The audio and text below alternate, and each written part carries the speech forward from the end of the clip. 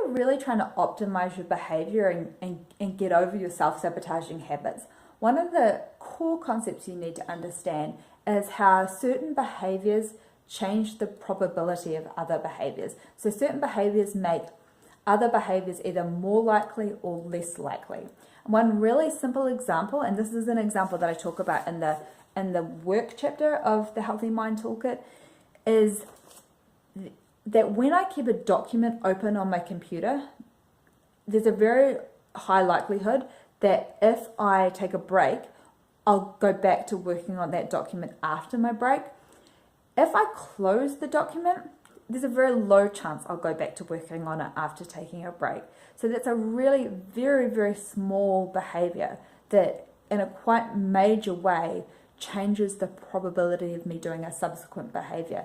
And in whatever life area you're trying to work on self-sabotage, so it might be in the relationships domain or the procrastination domain or the self-care domain, whatever it is, look for how certain behaviors make other behaviors more likely or less likely. And you need to look at how you can change your behavior kind of upstream of the problem. And that really simple example, I think, nicely illustrates the concept.